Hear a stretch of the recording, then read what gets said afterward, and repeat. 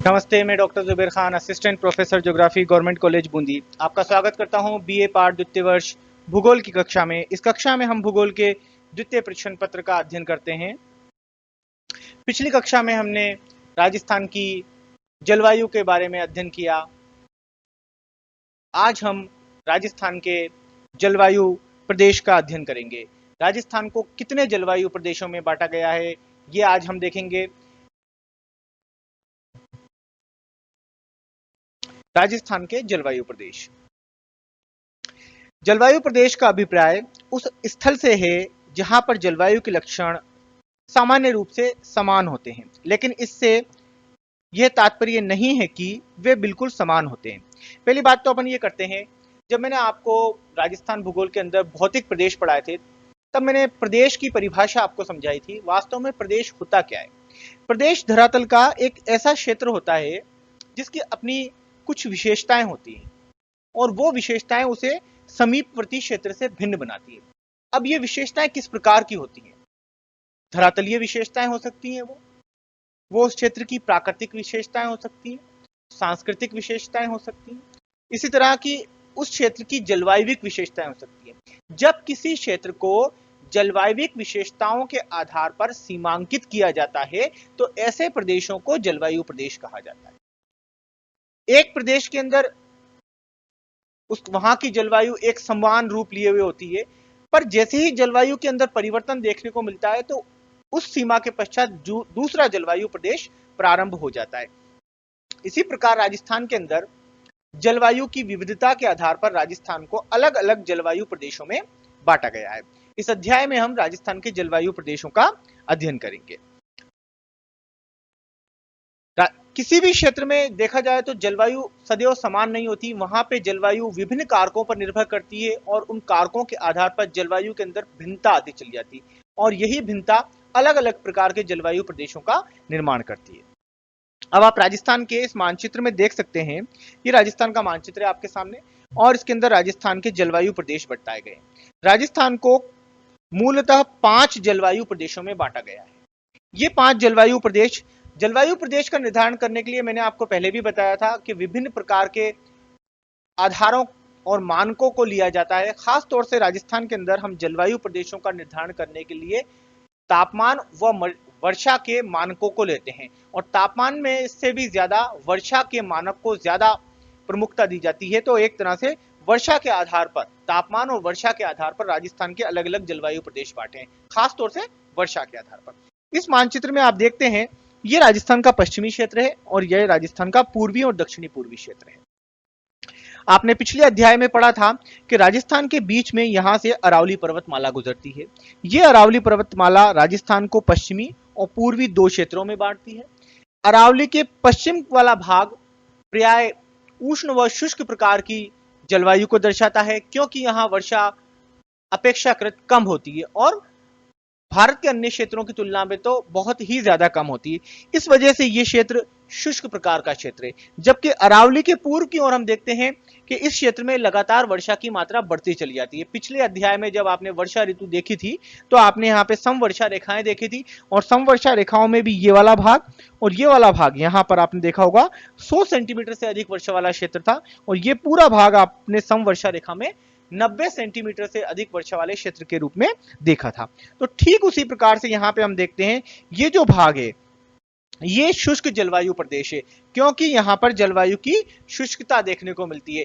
तापमान तो देखा जाए तो राजस्थान में लगभग बराबर मिलते हैं, तापमान अधिक ही मिलते हैं राजस्थान में। खास तौर से राजस्थान के पश्चिमी भाग में पूर्वी भाग की तुलना में अपेक्षाकृत रूप से तापमान ज्यादा होते हैं, पर वर्षा की मात्रा में बहुत बड़ा अंतर देखने को मिलता है। जहां हम ये देखते हैं कि सुदूर पश्चिमी राजस्थान के अंदर खास तौर से जैसलमेर, बाड़मेर का उत्तरी पश्चिमी भाग, पश्चिमी जोधपुर का क्षेत्र, बीकानेर का पूरा पश्चिमी भाग, गंगानगर का पश्चिमी भाग, इन क्षेत्रों के अंदर वर्षा की अल्पता पाई जाती है। वर्षा का औसत बहुत ही ज्यादा कम होता है, इसलिए इस क्षेत्र को शुष्क जलवायु प्रदेश के नाम से जाना जाता है। दूसरा प्रदेश आता है हमारा अर्धशुष्क जलवायु प्रदेश। ये क्षेत्र अर्धशुष्क जलवायु प्रदेश है। इसके अपेक्षाकृत यहाँ वर्षा की मात्रा ज्यादा मिलती है। लगभग 20 से लेकर 40 सेंटीमीटर के आसपास यहाँ वर्षा की मात्रा देखने को मिलती है। इसके अंदर अधिकांश बाड़मेर का क्षेत्र सम्मिलित किया जाता है, जालोर का क्षेत्र सम्मिलित है, पाली सम्मिलित है, अधिकांश जोधपुर सम्मिलित है, नागौर सम्मिलित है, बीकानेर का अधिकांश क्षेत्र सम्मिलित है, दक्षिणी पूर्वी गंगानगर और अधिकांश तह हनुमानगढ़ का क्षेत्र सम्मिलित है, झुंझुनू, सीकर और चूरू के क्षेत्र भी इसके अंदर सम्मिलित किए जाते हैं। यह प्रदेश है हमारा अर्धशुष्क जलवायु वाला प्रदेश। उसके बाद हम देखते हैं उप आर्द्र जलवायु वाला प्रदेश। उप आर्द्र जलवायु वाला प्रदेश खास तौर से अरावली पर्वत के पूर्वी ढालों की ओर लिए हुए है। अरावली पर्वत का जो पूर्वी ढाल का क्षेत्र है इसको हम उपाद्र श्रेणी में रखते हैं। इसके अंदर आप देख सकते हैं यहां पर सिरोही का पूरा क्षेत्र, जालोर का कुछ क्षेत्र सम्मिलित किया जाता है, पाली का क्षेत्र सम्मिलित है, राजसमंद का कुछ क्षेत्र है, अजमेर का अधिकांश क्षेत्र, जयपुर का अधिकांश क्षेत्र, नागौर का उच्च भूमि वाला क्षेत्र सम्मिलित है, झुंझुनू सीकर के कुछ क्षेत्र सम्मिलित है, अलवर का क्षेत्र सम्मिलित है, जिसके अंदर अरावली पर्वत श्रृंखला फैली हुई है। उस क्षेत्र को उप आर्द्र जलवायु वाले क्षेत्र के अंदर सम्मिलित किया जाता है। चौथा जो हमारा जलवायु प्रदेश है वो आर्द्र प्रकार की जलवायु वाला प्रदेश है। जैसा कि मैंने आपको वीडियो की शुरुआत में बताया, राजस्थान में जलवायु प्रदेशों का निर्धारण मुख्यतः हमने वर्षा के आधार पर किया है। वर्षा की जैसे जैसे मात्रा बढ़ती जाती है, वर्षा की मात्रा पश्चिम की तुलना में पूर्व और पूर्व से भी दक्षिण पूर्व की ओर लगातार बढ़ती हुई चली जाती है।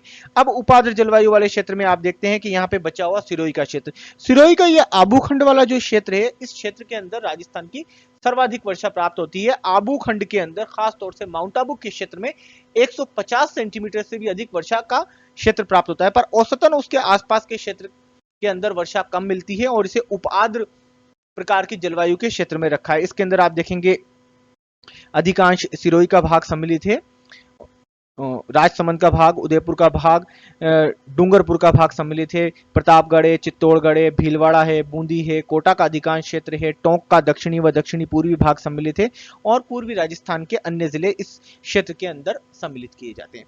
उसके पश्चात राजस्थान के दक्षिणी और दक्षिणी पूर्वी क्षेत्र जहां वर्षा का औसत सर्वाधिक देखने को मिलता है। बांसवाड़ा का अधिकांश क्षेत्र, प्रतापगढ़ का दक्षिणी भाग, कोटा का दक्षिणी क्षेत्र, अधिकांशतः झालावाड़ का क्षेत्र, बारां का खास तौर से ये पूर्वी क्षेत्र, इन क्षेत्रों में अपेक्षाकृत रूप से वर्षा ज्यादा होती है और अधिक वर्षा के कारण इन क्षेत्रों को अति आर्द्र जलवायु वाले क्षेत्रों के अंदर रखा जाता है। ये राजस्थान के मानचित्र के अंदर मैंने आपको जलवायु प्रदेशों का एक समग्र रूप बताने की कोशिश की है।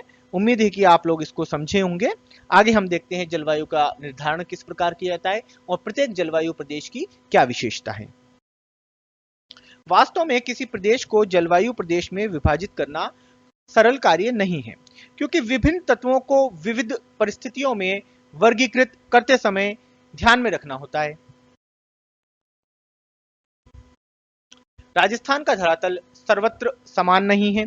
समुद्र तल से ऊंचाई की विषमता, जल तथा थल भागों की सापेक्ष स्थिति, अक्षांशीय स्थिति आदि कई तत्व जलवायु के निर्धारण में सहायक होते हैं।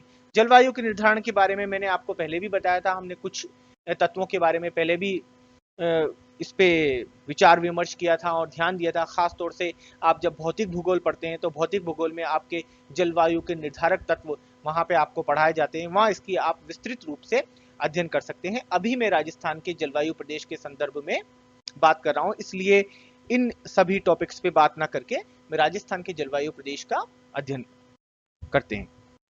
इसके अतिरिक्त वायु, दिशा, पर्वतों की स्थिति आदि तत्व भी राजस्थान की जलवायु में प्रादेशिक भिन्नता उत्पन्न करते हैं। खास तौर से पर्वतों की स्थिति, क्योंकि आपको ये पता ही है कि अरावली पर्वत राजस्थान को दो भागों में बांटता है और अरावली पर्वत के पश्चिम और पूर्व के भागों में जलवायविक रूप से, धरातलीय रूप से काफी विभिन्नताएं देखने को मिलती हैं। इन सभी तथ्यों के फलस्वरूप तापक्रम एवं वर्षा दोनों के वितरण में विषमता दृष्टिगत होती है, लेकिन यह विषमता वर्षा के वितरण में अधिक है, जैसा कि मैंने आपको अभी वीडियो की शुरुआत में बताया था।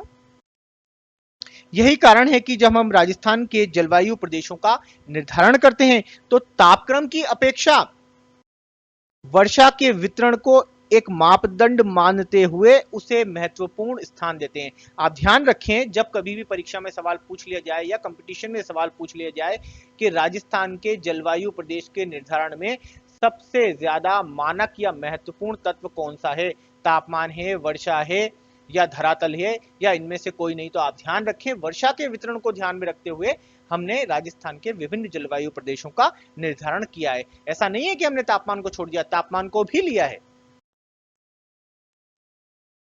राजस्थान कर्क रेखा के उत्तर में स्थित है, किंतु इसकी जलवायु सब भागों में एक समान नहीं है। सब भागों में किसी भी क्षेत्र की जलवायु एक समान नहीं हो सकती, क्योंकि आप देखते हैं जलवायु को विभिन्न प्रकार के तत्व प्रभावित करते हैं, चाहे वो धरातल हो, अक्षांशीय स्थिति हो, महाद्वीपीयता हो, स्थल व जल का प्रभाव हो, बहुत सारे कारक हैं जो कि जलवायु को प्रभावित करते हैं। राजस्थान के पश्चिमी भाग में ग्रीष्म ऋतु काफी उष्ण और शीत ऋतु काफी ठंडी होती है तथा वायु में वाष्प की मात्रा बहुत कम होती है। हम पिछले अध्यायों में इसका विस्तृत रूप से अध्ययन कर चुके हैं। राजस्थान का पश्चिमी क्षेत्र खास तौर से मरुस्थलीय प्रकार का क्षेत्र है, जहां पे वर्षा न्यून होती है, इसलिए वहां की वायु शुष्क होती है। शुष्क वायु के अंदर आर्द्रता कम होती है। इसके विपरीत पूर्वी भागों में शीत ऋतु कम ठंडी और ग्रीष्म ऋतु कम गर्म होती है। वायु में सदैव आर्द्रता बनी रहती है, क्योंकि इस क्षेत्र में वर्षा अधिक होती है। वर्षा की अधिकता से यहाँ पे वनस्पति का एक संपूर्ण आवरण देखने को मिलता है और वनस्पति के आवरण के कारण यहाँ पे वाष्पोत्सर्जन की क्रियाओं और दूसरी क्रियाओं के कारण लगातार वायु में नमी बनी रहती है और अपेक्षाकृत रूप से इस क्षेत्र में वर्षा भी ज्यादा होती है। ग्रीष्म ऋतु में अधिकतम तापमान उत्तरी व उत्तरी पश्चिमी राजस्थान में रहते हैं। शीत ऋतु में सूर्य की किरणें तिरछे पड़ने के अतिरिक्त यहां चलने वाले प्रति चक्रवात भी तापमान को निर्धारित करते हैं। जनवरी में तापमान 12 से 16 डिग्री सेल्सियस के मध्य रहता है।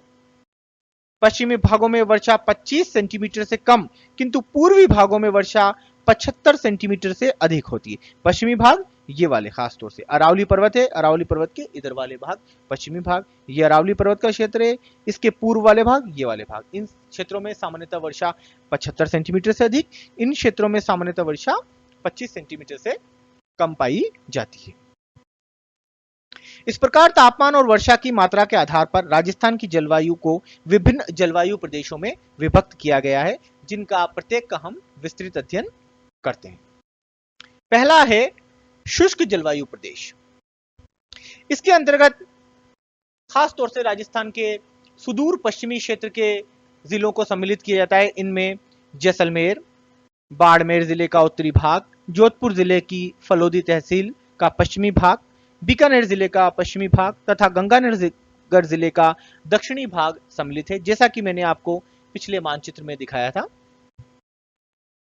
इस प्रदेश में शुष्क व उष्ण मरुस्थलीय प्रकार की जलवायु दशाएं पाई जाती है। शुष्क व उष्ण मरुस्थलीय से तात्पर्य है वहां पर तापमान अधिक पाए जाते हैं, वायु के अंदर आर्द्रता बहुत कम होती है, अर्थात वायु सूखी होती है, और उष्ण मतलब वहां पे तापमान अपेक्षाकृत रूप से ज्यादा मिलते हैं और वायु शुष्क बनी रहती है।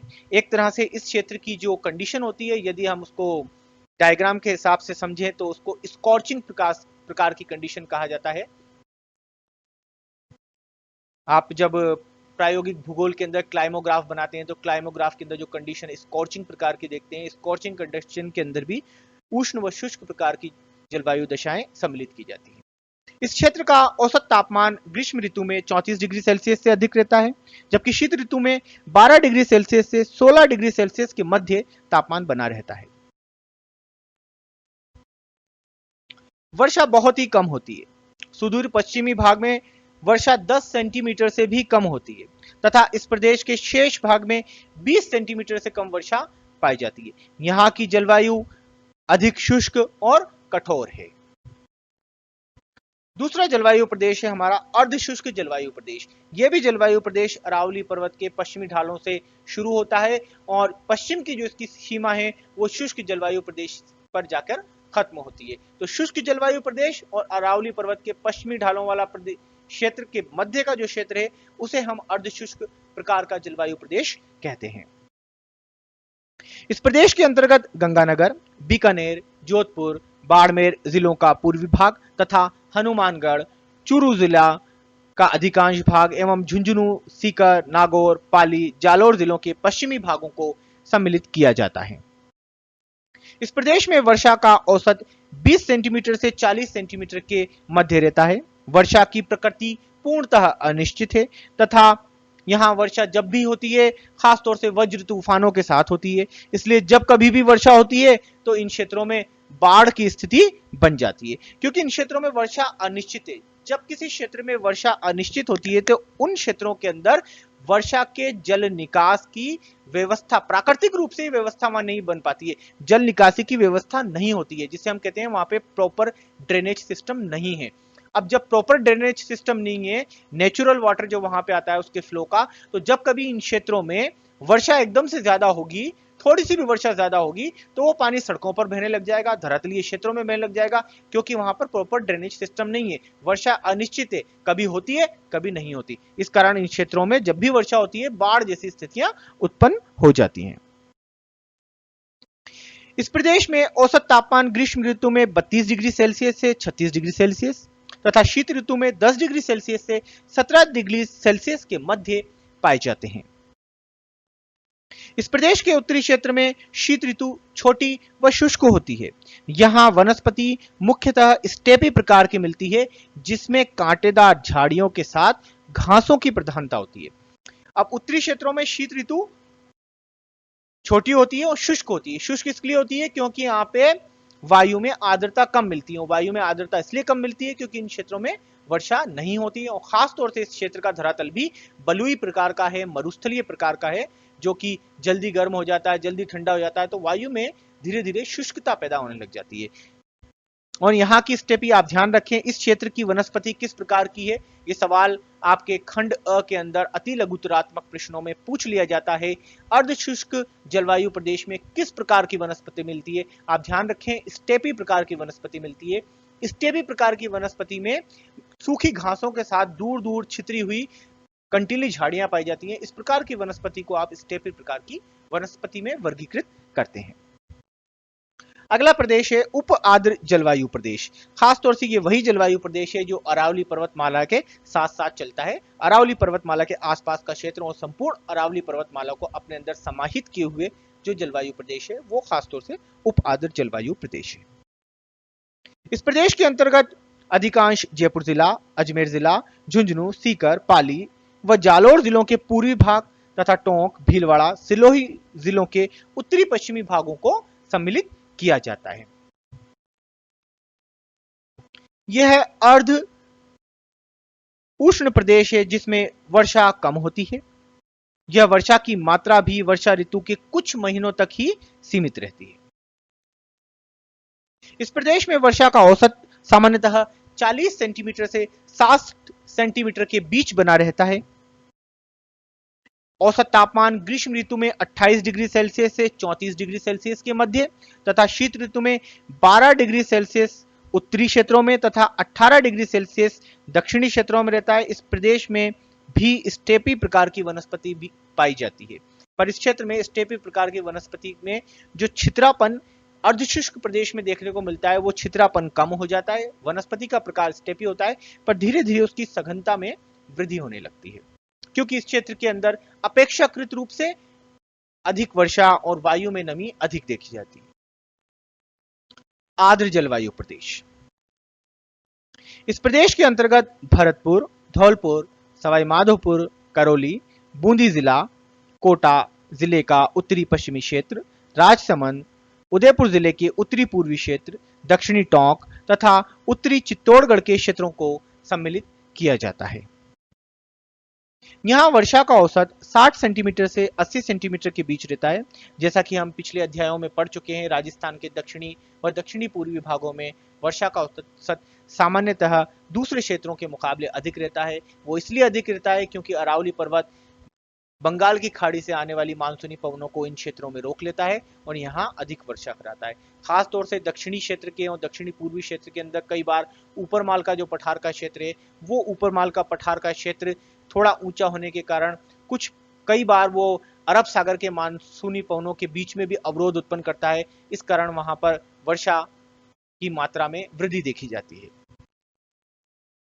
इस प्रकार की जलवायु में ग्रीष्म ऋतु में 32 से 34 डिग्री सेल्सियस तथा शीत ऋतु में कुछ वर्षा चक्रवातों से होती है। इस प्रदेश के क्षेत्रों में पतझड़ वाले वन पाए जाते हैं। ऐसे वन जिनके पत्ते पतझड़ के गिर जाते हैं। खास तौर से अब इन क्षेत्रों में स्टेपी प्रकार की वनस्पति नहीं होती, अब हमें परिपूर्ण वृक्ष देखने को मिलते हैं। पर वृक्ष इस प्रकार के मिलते हैं जो खास तौर से पतझड़ के अंदर अपने पत्ते गिरा देते हैं। अंत में राजस्थान का अंतिम प्रदेश है अति आर्द्र प्रदेश। ये प्रदेश खास तौर से राजस्थान के दक्षिणी व दक्षिणी पूर्वी क्षेत्र में विस्तृत है, जहां वर्षा का औसत सबसे ज्यादा देखा जाता है। आपको ये पता ही है, राजस्थान में सबसे ज्यादा वर्षा प्राप्त करने वाला जिला झालावाड़ जिला है और राजस्थान में सबसे ज्यादा वर्षा प्राप्त करने वाला स्थान माउंट आबू है। इस प्रदेश के अंतर्गत दक्षिणी पूर्वी कोटा, बारां, झालावाड़, बांसवाड़ा जिला, उदयपुर जिले के कुछ दक्षिणी पश्चिमी भाग, माउंट आबू के समीपवर्ती भूभागों को सम्मिलित किया जाता है।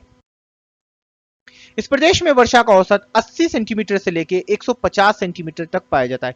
खासतौर से आप ध्यान रखें, इस क्षेत्र में भी वर्षा का औसत तो 80 से 100 सेंटीमीटर के बीच में ही बना रहता है। ये जो 150 सेंटीमीटर है, ये केवल आपको माउंट आबू के क्षेत्रों में ही वर्षा का औसत मिलेगा, बाकी इस पूरे प्रदेश में नहीं मिलेगा। आप ध्यान रखें इस चीज का।